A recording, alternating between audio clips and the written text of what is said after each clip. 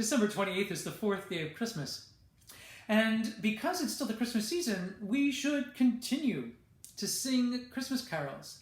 Certainly, they've been played on the radios 24/7, some radio stations since October.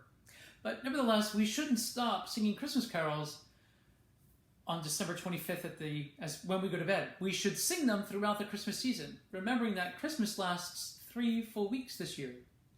There's a beautiful Christmas carol, very appropriate to today, the 28th, the feast that the church celebrates today. But I have to confess that likely you would not hear this particular carol on the radio stations that have been playing Christmas music 24/7 for a couple of months. And you likely wouldn't necessarily hear it from any particular celebrity or any well-known singer, not because necessarily of the popularity of the song, but really likely for the nature of the song or the carol. For you see, my dear friends of Christ, the carol focuses on what happens in today's feast day. And that is the feast day of the Holy Innocents. And at first it sounds rather charming. The innocents. Why wouldn't we want to celebrate? Why wouldn't we want to sing that? When we remember, my dear friends of Christ, that these innocents are martyrs for the church, celebrated so very closely to the first martyr, Saint Stephen. These martyrs have a great distinction. Like Saint Stephen, who is so connected to Christ that he says the very words Jesus does as Jesus is dying for the cross. Forgive them, for they know not what they do. Do not hold this sin against them. Father, into your hands I commend my spirit. So in many ways, Stephen is mistaken for Christ because he has configured and conformed himself to Christ. The holy innocents that the church celebrates today are also mistaken for Christ. They are the holy innocent babes of Bethlehem, where Jesus is born, whom King Herod wants to slay because King Herod, jealous for his throne and feeling threatened that there is a newborn king of the Jews, he wants to annihilate these children.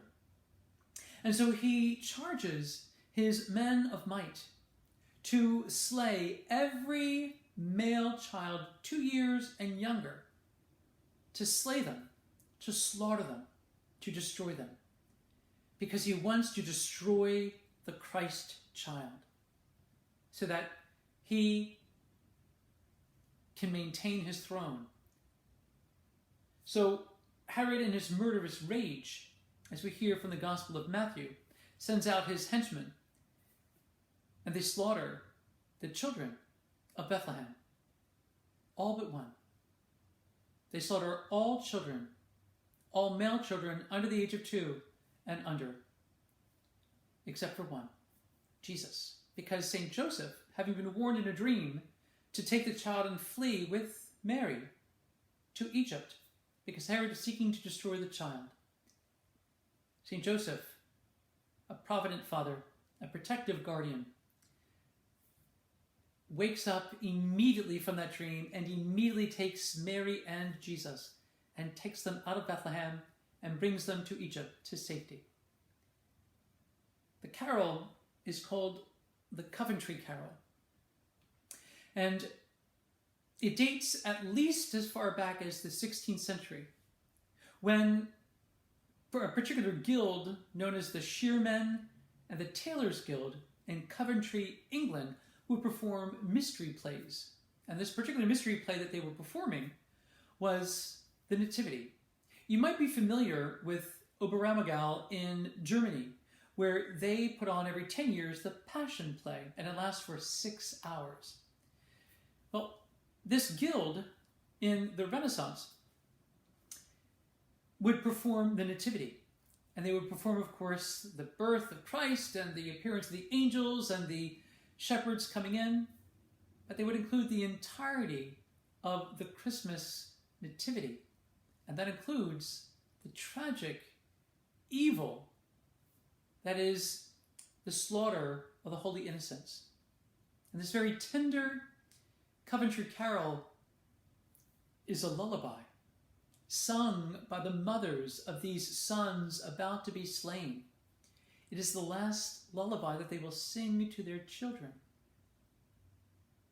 And it is a mournful lullaby because these women know that their sons will be slaughtered.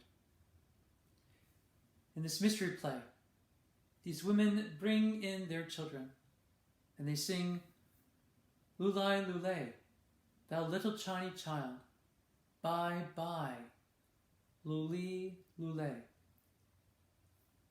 Saints in the making, that should make you and I remember very much those children who are being slaughtered by modern-day Herods, those who were being slaughtered in the womb, those who are being aborted.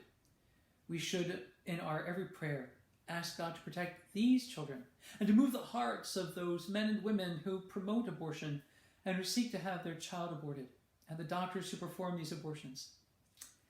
Let us, you and me, today, pray through the intercession of the Holy Innocents for an end to abortion and for the legalization of the sanctity of human life, that all life should be preserved and dignified, and there should be the legal sanction against abortion. Many people might very well think that this is an impossibility, especially given Roe v. Wade having been in our country enshrined for over 30 years, I should say 50 years, almost.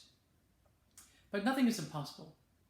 With God, all things are possible. The angel of the Lord says this to Mary when she asks, "How can this be, since how can I conceive a child since I do not know a man?" The angel says to her, "Nothing is impossible for God." Saints in the making, with our fervent prayers and cooperating with God, nothing will be impossible for God. So let us, you and me, make our fervent prayers to the intercession of the Holy Innocents for an end to abortion throughout the world. This is possible, my dear friends of Christ, when you and I make space for grace.